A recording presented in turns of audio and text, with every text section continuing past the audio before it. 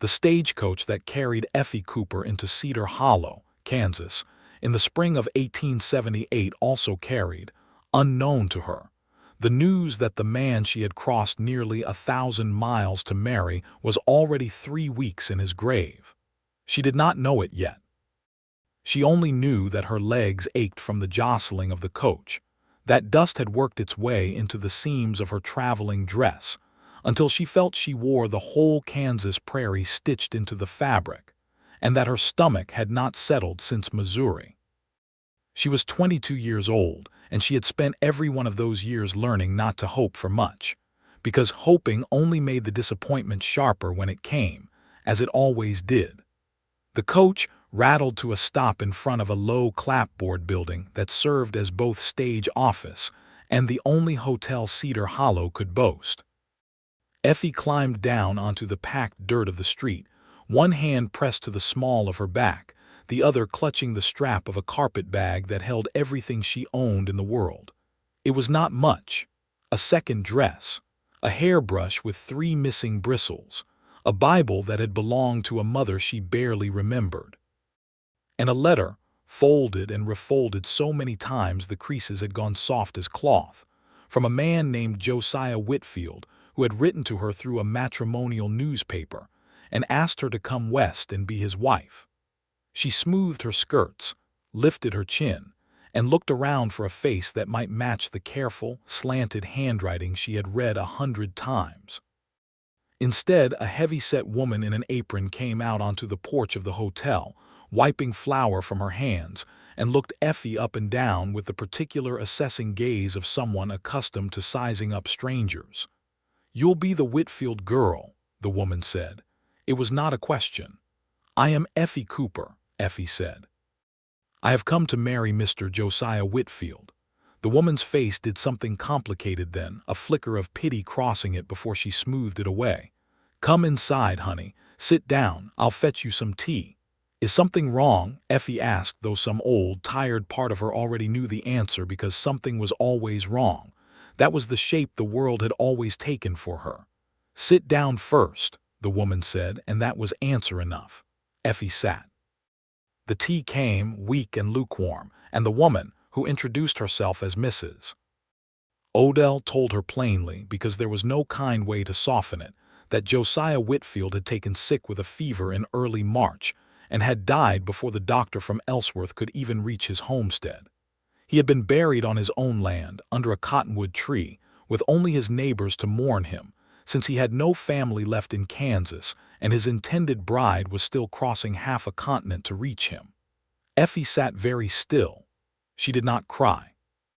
Mrs. Odell seemed almost startled by that, as though she had expected tears and did not know what to do with their absence.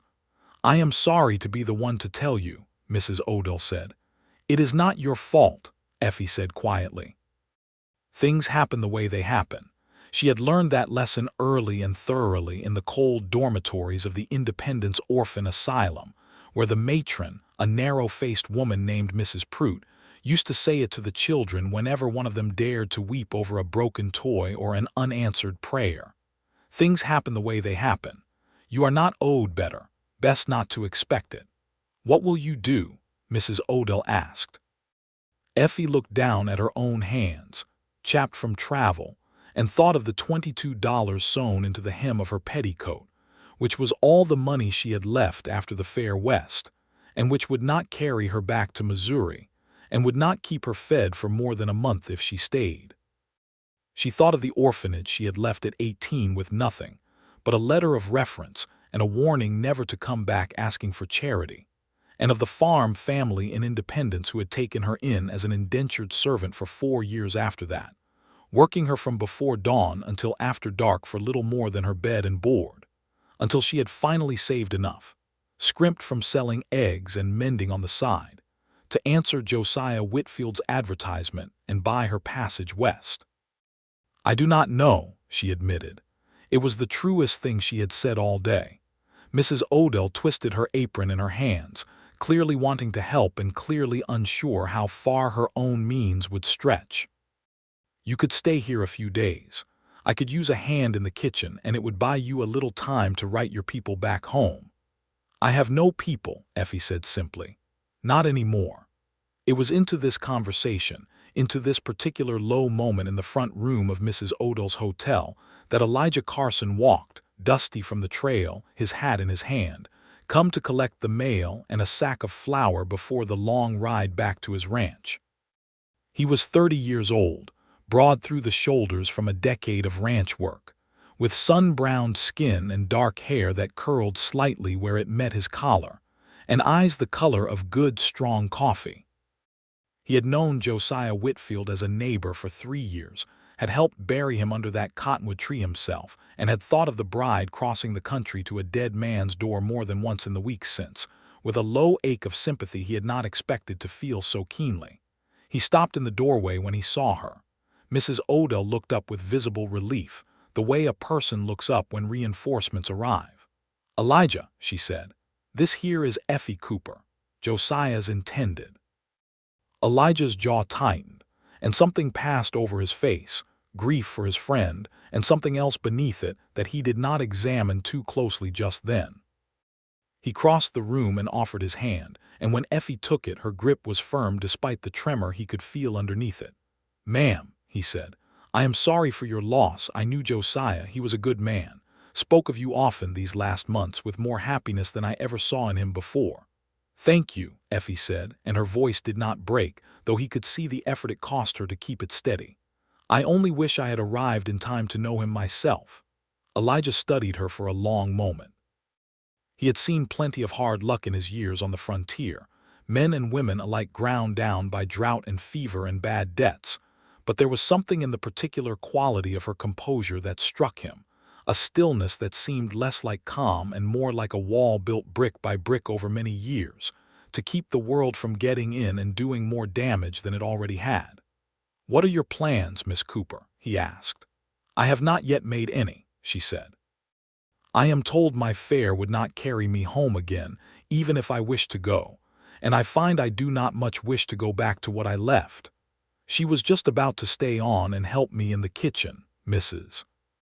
Odell put in, though truth told, I can only pay her in board, and this town is not so large that word will not travel about a young woman living alone above a hotel with no husband and no kin." Elijah turned that over. Cedar Hollow was, indeed, a town of perhaps 300 souls, and its gossip traveled faster than its telegraph wire. A young unmarried woman with no family, taken in out of charity by a bachelor rancher, would set tongues wagging in an instant, and yet he found himself, before he had fully decided to speak, already speaking. "My Aunt Dorothy Carson keeps my house since my mother passed," he said. "She is 60 years old and would welcome the company and the extra hands more than I can say. If you would be willing to work as housekeeper for wages, board, and a fair contract, Miss Cooper, I would be glad to bring you out to the ranch. It is honest work, and my aunt is present at all times, so your reputation would want for nothing." Effie looked at him carefully, the way a person looks at an offer too good to be believed, searching for the trick hidden inside it. "Why would you do this for a stranger?" she asked. "Because Josiah Whitfield was my friend," Elijah said, "and because you have crossed half the country on the strength of a promise that the world broke before you ever arrived to collect on it. Seems to me somebody ought to make good on something, even if it is not the thing you were promised." Effie was quiet a long moment. Mrs. Odell watched the two of them with the frank curiosity of a woman who suspected she was witnessing the beginning of something, though she could not have said what. "I was raised to expect nothing," Effie said finally, looking Elijah full in the face, as though she needed him to understand this about her before she agreed to anything at all. "The orphanage taught me that, and the years after taught me it twice over. I do not say that to be pitied. I say it so you understand I will not hold you to promises, Mr. Carson, and I will not be disappointed if this arrangement does not last past the first hard winter. I have learned to take what is offered and be grateful, and never to lean on it." Something moved behind Elijah's eyes, something that looked almost like anger, though it was not directed at her. "Well," he said slowly, "I was raised different. My mother used to say a promise was the only currency a poor man could always afford to spend generously. I do not know what your life has shown you, Miss Cooper, but I mean to keep whatever I say to you. That much I can promise, even if you will not hold me to it." Effie did not know what to say to that. No one had ever spoken to her quite so plainly, nor made an offer that seemed to expect nothing in return. She looked down at her carpet bag, at the worn corners of it, and thought of the long road behind her and the uncertain one ahead, and decided that whatever else was true, she had little to lose by trusting this particular stranger a little further than she trusted most. "Thank you," she said. "I accept your offer, Mr. Carson, and I will work hard to earn my keep." "You will not need to earn it," he said, "but I expect you will work hard regardless, because that seems to be the kind of woman you are." It was, in later years, the moment Effie would point to when people asked how she and Elijah Carson had come to be married, though at the time it had seemed like nothing more than the practical solution to a desperate problem. Neither of them yet knew how much that first afternoon would come to matter, nor how many years it would take to unlearn everything the world had taught her about what she was and was not owed. The ranch lay some 8 miles outside of Cedar Hollow, along a low rise of land above a creek that Elijah's father had claimed under the Homestead Act back in 1867, when the whole country out here had still felt raw and unfinished, more promise than proof. The house itself was modest, built of good sawn lumber freighted in from the railhead rather than sod, with a covered porch and a well close by, and beyond it, corrals and a barn that Elijah had built with his own hands after his father died of a fall from a horse, 4 years before, leaving Elijah, then only 26, to run 300 head of cattle largely on his own, with the help of 2 hired hands and his Aunt Dorothy, who had come from Ohio after his mother passed to keep the house in. Effie would soon learn to keep an eye on Elijah himself, whom she considered had worked himself half to death since his parents' passing and needed somebody to remind him he was permitted to rest. Now and again, Dorothy Carson turned out to be a stout, silver-haired woman with sharp eyes and a sharper tongue, who took one look at Effie climbing down from the wagon, pale and travel-worn, and declared that the girl looked like she had not had a proper meal in a week, and marched her straight into the kitchen to remedy the situation before any further conversation was permitted. Effie, who was unused to being fussed over, sat at the scrubbed pine table and ate a bowl of stew and a slice of bread with butter, and found, to her own surprise, that tears pricked behind her eyes at the simple kindness of it, more than they had at the news of Josiah Whitfield's death. "There now," Dorothy said, watching her. "You eat first, cry after if crying is what you need to do. Either way, nobody in this house is going to think less of you for it." "I am not accustomed to crying," Effie admitted. "It never did much good where I came from." Dorothy's mouth thinned, but she did not press further that first evening. She showed Effie to a small room off the kitchen, clean and plain, with a narrow bed and a washstand and a window that looked out over the darkening prairie, and told her to sleep as late as she liked, since travel wearied a body more than folks gave it credit for. Effie lay awake a long while that first night, listening to the unfamiliar sounds of the ranch settling around her, the creak of the house, the distant lowing of cattle, the wind moving through grass that stretched, as far as she could tell, all the way to the edge of the world. She thought of Josiah Whitfield, a man she had never met, buried under a cottonwood tree, and felt a strange grief for him even so, grief for the life they might have shared and now never would. And she thought of Elijah Carson, who had offered her shelter and wages and asked for nothing in return, and told herself firmly not to make more of that kindness than it was. Kindness was often a door that closed again as quickly as it opened. She had learned that lesson at the orphanage, watching benefactors visit at Christmas with baskets of oranges and new mittens, and never come again after that single charitable afternoon. She would take what was given, be grateful for as long as it lasted, and brace herself, quietly and without complaint, for the day it ended. She did not yet understand that Elijah Carson was not a man who closed doors once he had opened them. The days that followed settled into a rhythm that Effie found, despite herself, she did not dislike. She rose before dawn to help Dorothy with the cooking and the chickens, learned the particular geography of the ranch house, and found herself, more often than she expected, in Elijah's company at the end of the day, when he came in from the range dust-covered and tired, and sat at the table telling Dorothy and Effie both about the day's small dramas: a calf born awkward in the night, a fence lined down after a thunderstorm, a hired hand named Buck Tawley who had a gift for getting thrown by any horse he attempted to break. Elijah made a point, in those first weeks, of small gestures that Effie was slow to trust. He noticed, within her second week at the ranch, that the only shoes she owned had a split seam along one sole, worn through from the long journey west, and without saying anything to her directly, he rode into Cedar Hollow and had the cobbler there make her a new pair, sturdy leather boots suited to prairie living, and left them outside her door one evening with no note attached. Effie found them the next morning and stood staring at them for a long moment before carrying them to the kitchen, where Dorothy was kneading bread. "Do you know anything about these?" Effie asked, holding up the boots. Dorothy glanced at them, then at Effie's face, and something like a smile tugged at the corner of her mouth. "I expect my nephew has something to do with it, though he would deny it to his dying breath if you asked him plain." Effie found Elijah in the barn that afternoon, mending a piece of harness, and set the boots down on the workbench beside him. "I cannot accept these," she said. He looked up, surprised. "Why not?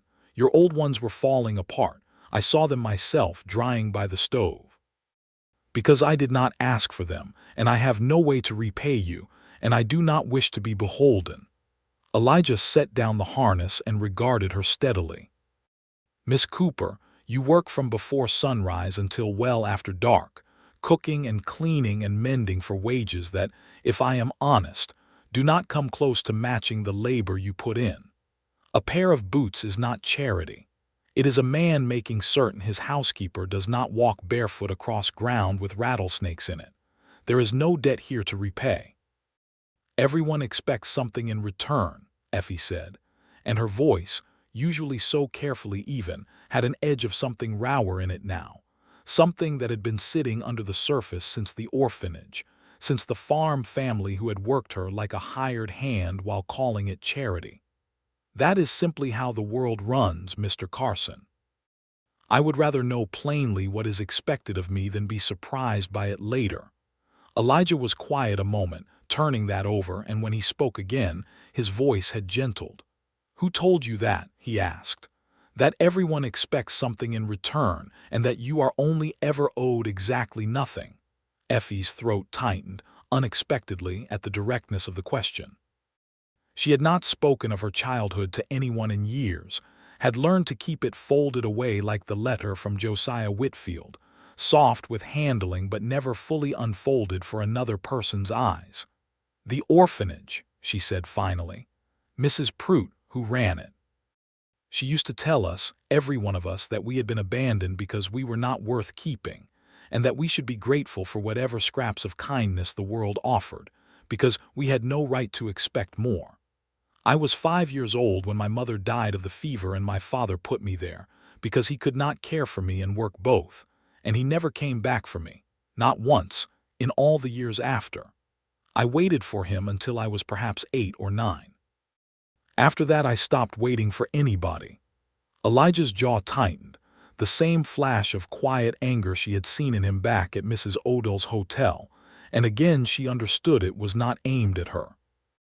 "That is a cruel thing to teach a child," he said. "A cruel and a wrong thing, and whoever taught it to you was wrong, Miss Cooper, plainly and simply wrong. You are not owed nothing. Nobody is owed nothing. Every soul on this earth deserves at least kindness, and most deserve considerably more than that." "You do not know that," Effie said. "You do not know what I am, or what I have done or failed to do to deserve. I know you crossed 1,000 miles on the strength of a stranger's letter because you wanted a chance at a decent life," Elijah said.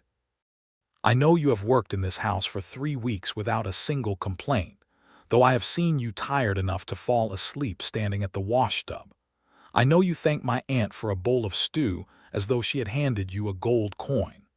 Miss Cooper, I do not need to know the whole of your history to know you deserve better than a pair of boots given without expectation, making you suspicious of the man who gave them."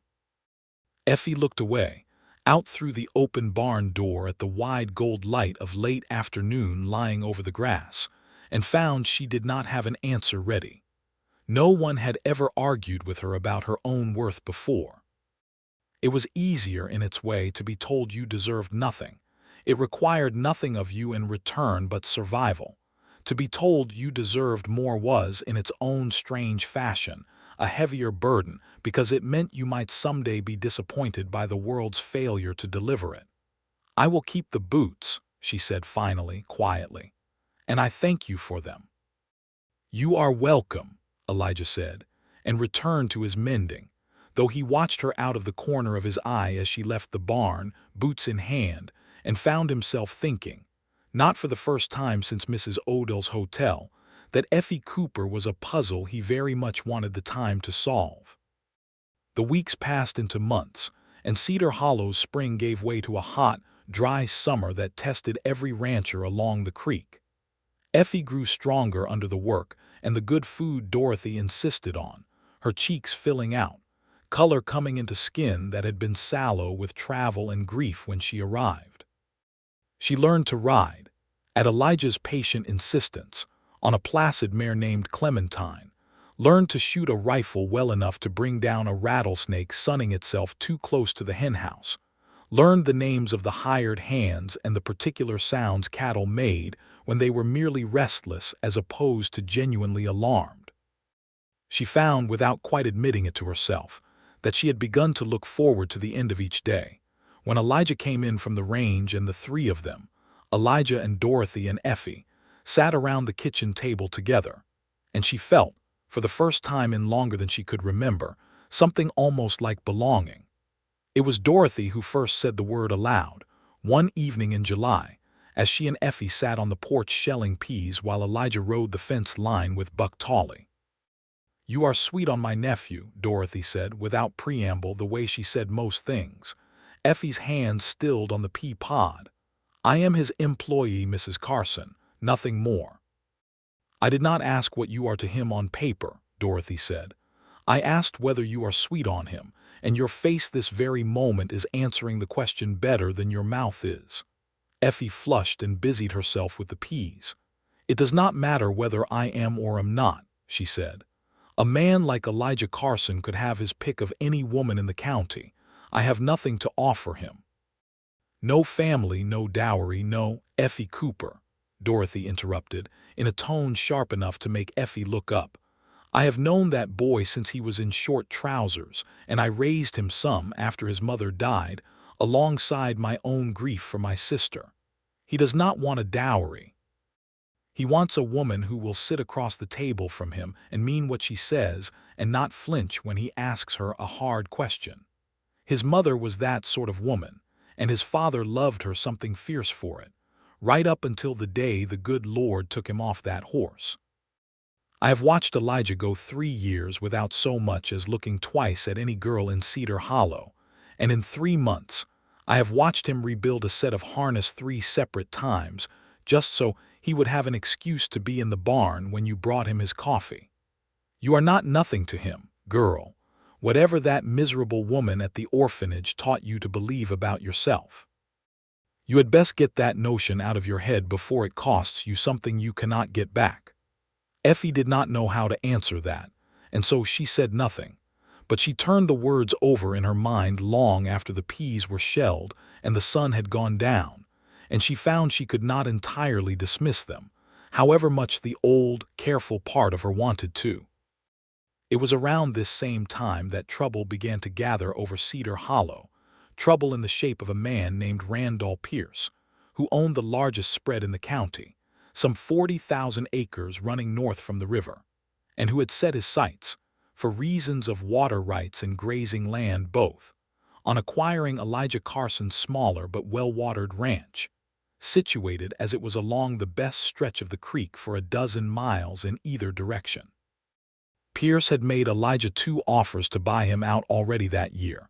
Both refused, and Elijah had heard, through Buck Tawley, who heard it from a hand who rode for Pierce, that the big rancher was not accustomed to being refused twice, let alone 3 times, and was not a man who considered fair means the only means available to him.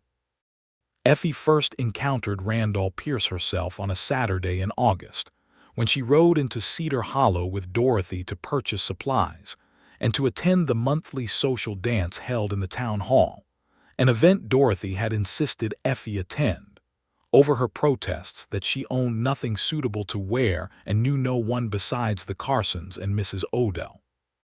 "You will wear the blue dress I made over from my own, and you will know everyone in this town by the time the evening is through, because everyone in this town is curious about you already," Dorothy had said, in the tone that Effie had learned meant the matter was settled.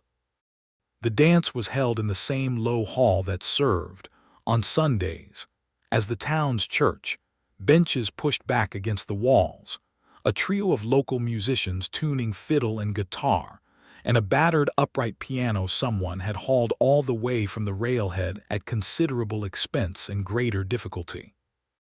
Effie stood near the wall in her borrowed blue dress, feeling conspicuous and uncertain, until Elijah crossed the room to her, looking in his good dark coat, rather more handsome than she was entirely prepared to acknowledge, and asked her, with a formality that did not entirely hide the nervousness beneath it, whether she would do him the honor of the next dance.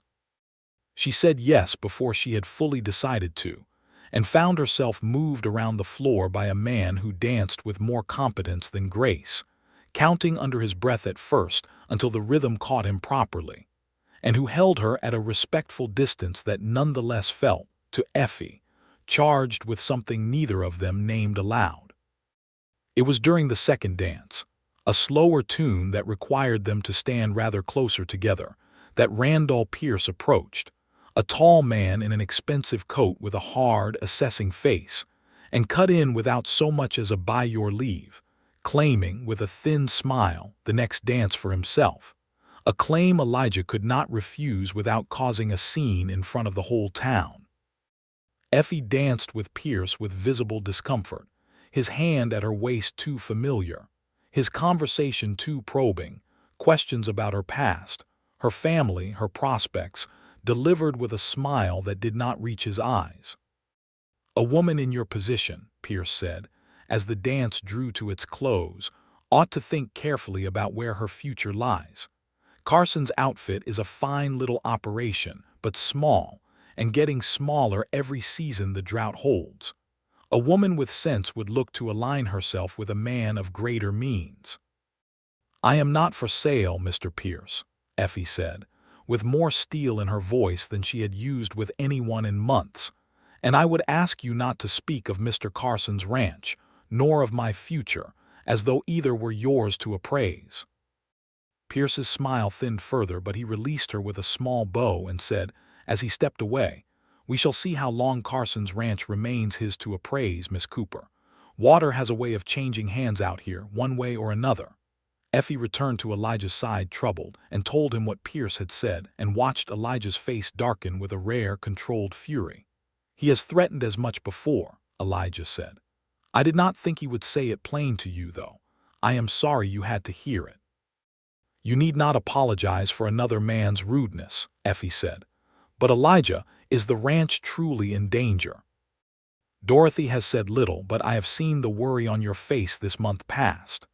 It was the first time she had used his given name to his face rather than the formal Mr. Carson, and he noticed it, and something in his chest loosened at the sound of it, even amid the discussion of Pierce's threats. "The drought has hurt us," he admitted, drawing her a little apart from the crowd, near the open door where the night air moved cooler. "Pierce controls the upstream water rights on 2 of my 3 creeks already.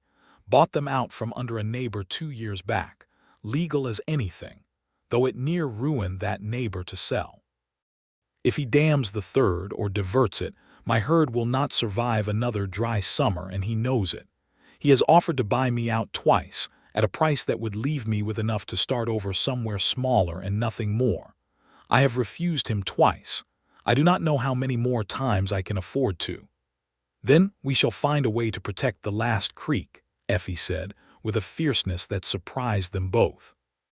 I did not come all this way and lose everything I thought I was coming to, only to watch you lose everything you have built, Elijah Carson, without a fight. He looked at her for a long moment in the lamplight spilling from the hall, and something passed between them that neither one, that night, was quite ready to put a name to, though both of them carried it home in their chests like a lit coal, warm and a little frightening in its heat. The autumn brought the crisis Elijah had feared, though it came sooner and more violently than either of them expected. In late September, with the creek already running lower than any year in memory, 3 of Elijah's hands discovered, on a routine ride along the property line, that someone had dammed the 3rd creek upstream of Carson land during the night, diverting the last reliable water source away from his herd entirely. There was no proof it was Pierce's doing, no signature left at the scene, but everyone on the ranch understood, without needing to say it aloud, whose hand had built that earthen dam under cover of darkness. Elijah rode to Pierce's ranch house himself the following morning, Buck Tawley alongside him for a witness, and demanded the dam be removed, only to be told by Pierce, standing on his own porch with an expensive rifle broken open and resting casually across his forearm, that he knew nothing of any dam, and that Elijah was welcome to take the matter to the county sheriff if he believed otherwise, though the sheriff, as it happened, held a considerable debt to Pierce's bank that made his impartiality somewhat questionable.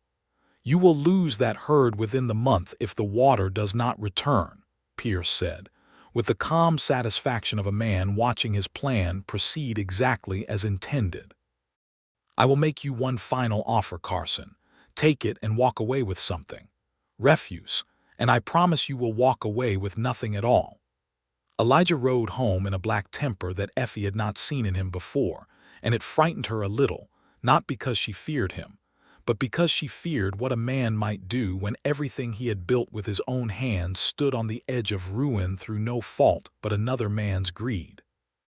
She found him that evening sitting alone on the porch steps in the dark, having sent Dorothy and the hands to their supper without him, and she brought out a plate of food he did not touch and sat down beside him without asking permission. "You do not have to solve this alone," she said quietly. "It is my ranch," Elijah said. "My father's ranch, built out of a piece of raw prairie with nothing but a wagon and a team of oxen and more stubbornness than sense, according to my mother. I cannot simply hand it to a man like Pierce because he has more money and fewer scruples than I do." "I did not say hand it to him," Effie said. "I said you do not have to solve it alone. There is a difference, Elijah, between carrying a burden by yourself and being too proud to let anyone help you carry it." He looked at her sideways in the darkness, and something in his exhausted expression softened. "That is a rich thing coming from the woman who told me 3 months ago she expected nothing from anyone and did not wish to be beholden to a pair of boots." Effie almost smiled, despite the gravity of the moment. "I am learning," she said, slowly. "You have been patient with my lessons. Perhaps it is time I returned the favor." "What did you have in mind?" he asked. "The sheriff may be compromised," Effie said, "but a territorial court is not, and neither, I would think, is a newspaper. Dorothy mentioned once that your father filed his water claim properly, with the county recorder, the very year he settled here, well before Pierce ever bought out your neighbor. If that claim predates whatever paper Pierce is relying on to justify damming a creek that runs through your land, then the law is on your side, whatever the local sheriff's debts might incline him to overlook. We need only prove it, plainly enough that even a compromised sheriff cannot ignore it, or embarrassing enough that the territorial governor's office takes notice regardless." Elijah stared at her. "How do you know all that?" "I spent 4 years doing bookkeeping and correspondence for the Hargrove family in Independence, In addition to the scrubbing and the cooking, Effie said. Mr. Hargrove was a lawyer of sorts, self-taught, who handled land disputes for half the county, though he never once thought to pay me a proper wage for the clerking I did alongside the housework. I learned more about water rights and land claims sitting at that man's desk copying his letters than perhaps I ever wanted to know. But it seems, for once, that miserable education might prove useful to somebody. It took them the better part of 2 weeks, riding into Cedar Hollow, and then, when the county records proved insufficiently thorough, all the way to the Territorial Land Office in Ellsworth.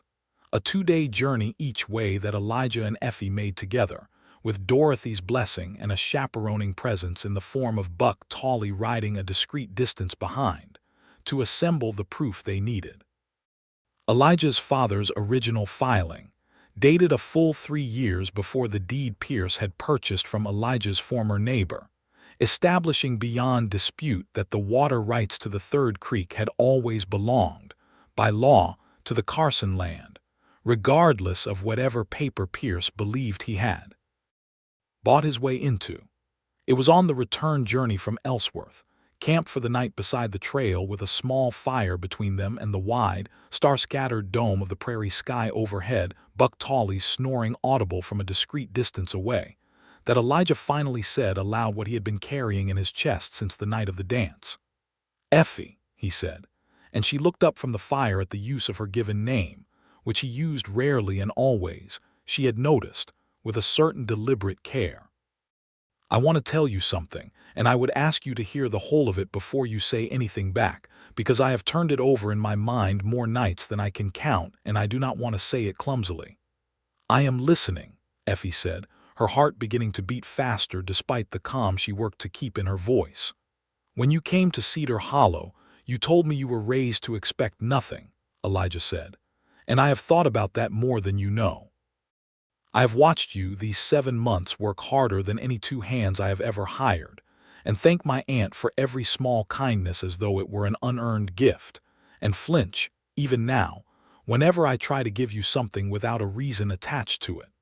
And I want you to understand something plainly, Effie Cooper, the way you once asked me to speak plainly to you. I do not intend to spend the rest of my life giving you the bare minimum a person is owed. I intend to spend it giving you everything I have to give, not because you have earned it and not because I expect anything in return, but because that is what it means to me to love somebody. My father loved my mother that way. Gave her everything, right down to naming this whole ranch, in the deed itself, half in her name, so that whatever happened to him, she would never be dependent on any man's charity again. I do not have much more than that ranch to my name, not with Pierce doing his best to ruin me, but whatever I do have, I want to spend the rest of my life giving to you. All of it. Not because you were raised to expect nothing, but because I intend to spend my whole life proving that notion wrong, if you will let me." Effie sat very still, the firelight flickering across her face, and for a long moment she could not speak at all, because something in her chest had come loose, some old, carefully mortared brick in the wall she had built since she was 5 years old, and she found herself, for the first time in longer than she could remember, entirely unable to hide behind her careful composure. "I do not know how to be loved like that," she said finally, her voice thick. "I do not know what a person is supposed to do with it, when it is offered freely, without conditions.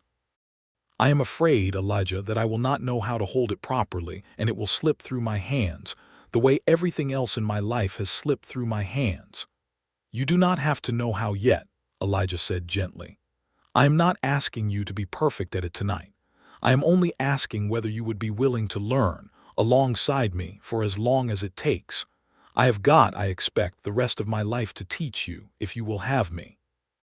Effie looked at him across the small fire, at this man who had never once in 7 months asked her for anything she was not freely willing to give, who had built her boots and mended harness and ridden 2 days each direction to Ellsworth to save a ranch that was legally, entirely, his own concern and none of hers.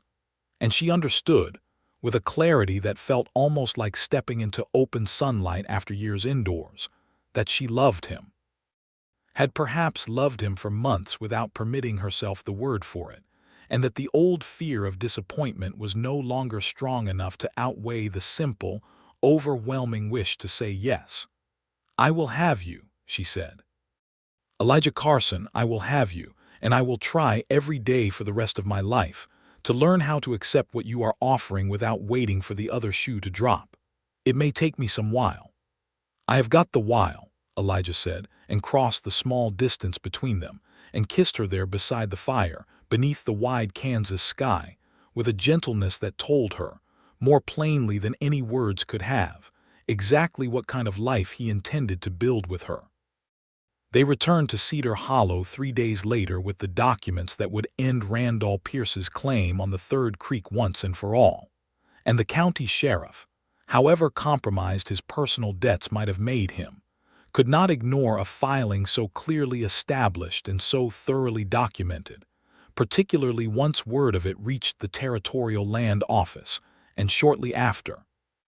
A reporter for the Ellsworth newspaper, who found the story of a small rancher's original claim triumphing over a cattle baron's later purchase considerably more interesting than the usual county news, and printed it with evident relish, embarrassing Pierce publicly enough that he abandoned the dam, and within the year sold off a portion of his own holdings and moved his operations further west, out of Cedar Hollow's affairs entirely. But that resolution, satisfying as it was, came only after one final piece of trouble that neither Effie nor Elijah anticipated, and which very nearly cost them both far more than a creek's worth of water. Word had reached Pierce, in the days before his legal defeat became final, that it was Effie Cooper who had done much of the work uncovering the original land filing, and in his fury at being outmaneuvered by a housekeeper with no family and no standing, he sent 2 of his hired men, rough characters named Coy Dunbar and a man known only as Skinner, to the Carson Ranch late one evening with instructions, delivered with considerably more menace than legality, to frighten the woman into silence and, if necessary, to make certain the documents she had helped assemble never reached the land office at all, not understanding that the papers had already been filed days before and duplicated. Besides, so that his effort was, from the start, doomed to accomplish nothing but his own further ruin. Effie was alone in the kitchen that evening, Dorothy having gone to bed early with a headache, and Elijah out riding the fence line with Buck Tawley, when she heard horses approaching too fast and too many for a friendly visit, and looked out the window to see 2 unfamiliar men dismounting in the yard with a purposefulness that raised the hair on her arms. She did not scream, and she did not freeze, though her heart hammered fiercely against her ribs. Instead, she moved quickly and quietly to the gun cabinet Elijah had shown her how to use months before, loaded the rifle with hands that trembled only slightly, and positioned herself behind the sturdy kitchen table, angled toward the door, exactly as Elijah had taught her during their shooting lessons that summer, when he had insisted, over her initial protests, that a woman alone on the frontier ought to know how to defend herself and never depend entirely on someone else arriving in time to do it for her. "This ranch has nothing you want," she called out, before either man reached the door, her voice steadier than she had any right to expect. "The papers you are looking for were filed in Ellsworth 3 days ago, and copies besides sent to the Territorial Governor's office. There is nothing left here to threaten, and I have a rifle aimed at that door, and I know how to use it." Coy Dunbar laughed, low and ugly, from the yard. "That's so. Well, maybe we ain't here about no papers, sweetheart. Maybe Mr. Pierce just wants you to understand what happens to folks who make trouble for him." It was at that moment, as Dunbar's boot hit the porch step, that Elijah and Buck Tawley came riding hard into the yard, having heard the strange horses from a distance and turned back at a gallop, and the confrontation that followed was brief and considerably less violent than it might have been, owing largely to the fact that Buck Tawley, a wiry man who had broken more horses than he could count and was considerably tougher than his easy manner suggested, put a well-aimed shot into the dirt at Skinner's feet before either intruder had cleared the porch steps, while Elijah, dismounting at a run, put himself bodily between the men and the kitchen door, his own revolver drawn and steady. "You are trespassing on my land," Elijah said, his voice carrying a controlled, dangerous quiet that Effie had never heard from him before. "You will get back on your horses, and you will ride back to Pierce, and you will tell him that if he sends anyone near this ranch again, near my aunt or near Effie Cooper or near anyone under my roof, I will not be nearly so restrained as I am being tonight, and I will make certain the sheriff, compromised or not, has no choice but to act on it, because I will have the whole county watching by the time I am through telling the story." Dunbar and Skinner, faced with two armed men who had clearly anticipated trouble and a woman who had held her ground with a rifle rather than fled, weighed their odds and found them unfavorable, and retreated to their horses with considerably more haste than they had arrived, muttering threats that carried little conviction behind them. Elijah turned immediately to the kitchen door where Effie stood, rifle still in hand, her face pale but composed, and crossed the yard to her in 3 long strides, pulling her into his arms the moment she set the rifle down, his own hands not quite steady now that the danger had passed. "Are you hurt?" he asked, pulling back to search her face. "Effie, did they touch you, did they?" "I am unharmed," she said. "They did not even reach the door. I am well, Elijah, truly." He held her a moment longer, his heart still pounding hard enough that she could feel it against her own chest, and then he laughed, a short, shaky laugh born more of relief than humor.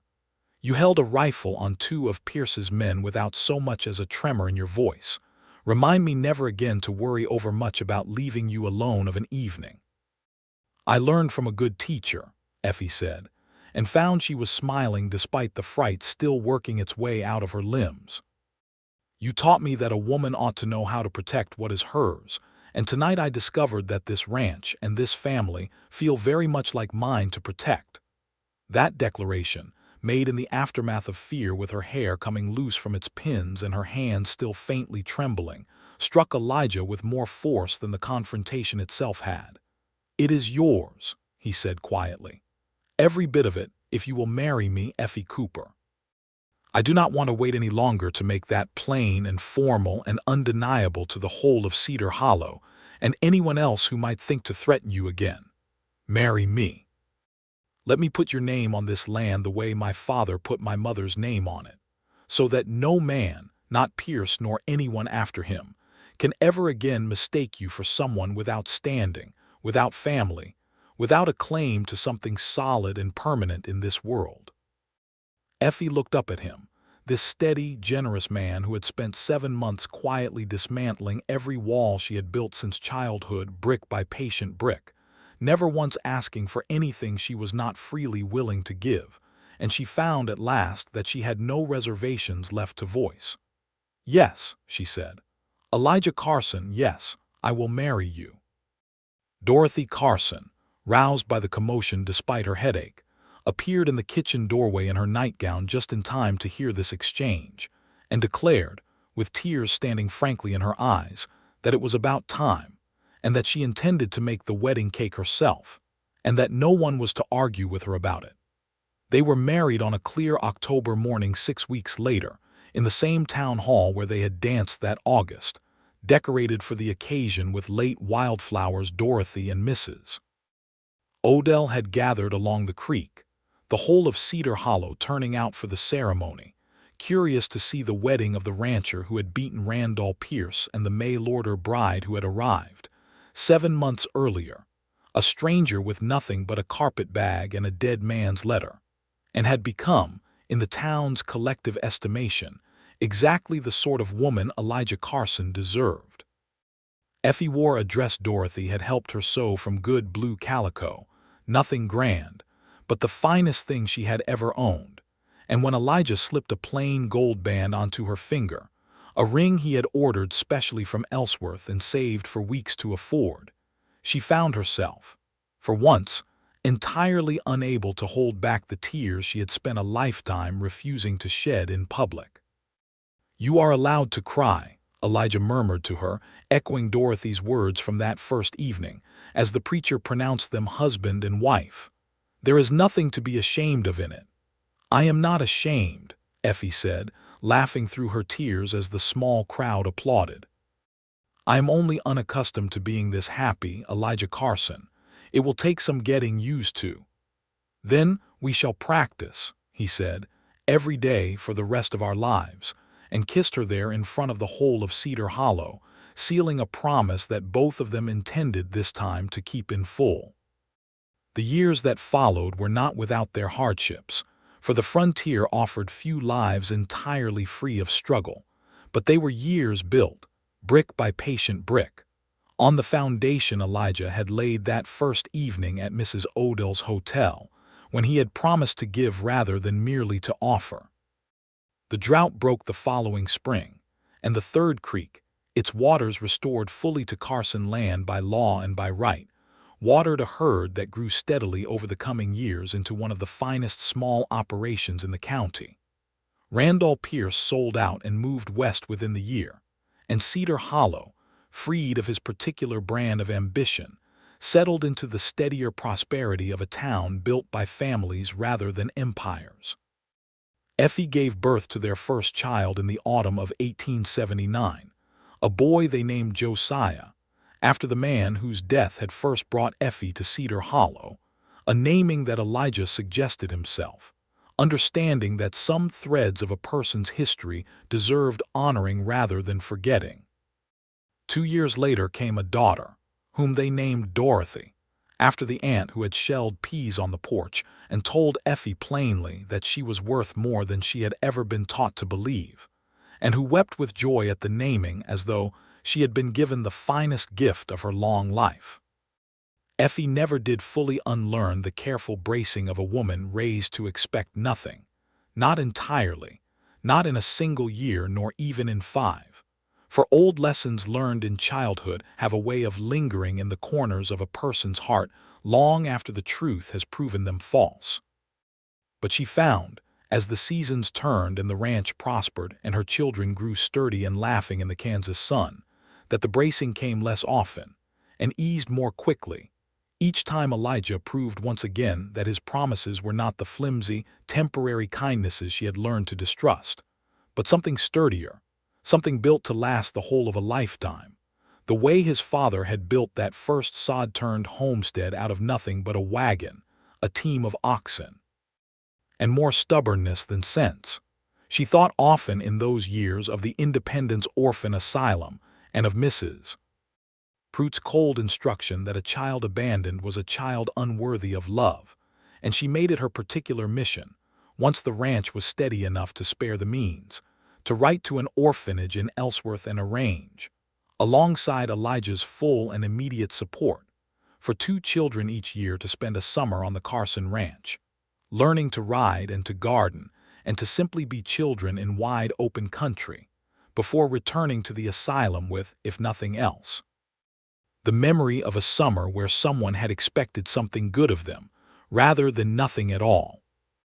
It became, over the years, a tradition the whole of Cedar Hollow came to know and admire, and more than one of those children, grown to adulthood, returned in later years to settle near the town that had once shown them, however briefly, what it felt like to be given everything rather than nothing. On the 10th anniversary of that first meeting at Mrs. Odell's hotel, Elijah took Effie back to Cedar Hollow on a warm spring evening, their 2 children left in Dorothy's capable care, and walked with her past the very spot where the stagecoach had once let her down, dusty and grieving and uncertain of her future, and told her, as the sun set gold over the prairie behind the town, that he had never once regretted the promise he made that day, nor a single one of the promises that had followed it. "I told you I meant to spend my whole life giving you everything," he said, taking her hand in the fading light.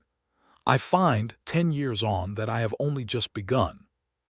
Effie looked at him, at the lines the sun and the years had worn into his face, at the same steady patience in his eyes that had first made her believe, however cautiously, that the world might hold more for her than the bare minimum she had been taught to expect, and she felt the last, stubborn brick of that old childhood wall finally, fully come loose. "I was raised to expect nothing," she said softly, echoing the words she had spoken to him a decade before, in this very town, a stranger with nothing but a carpet bag and a dead man's letter. "But you spent a lifetime already, Elijah Carson, giving me everything. I do not think I could ask the good Lord for a finer husband, nor a finer life, than the one you have built with me." "We built it together," Elijah said, drawing her close as the evening star rose pale above the darkening plain.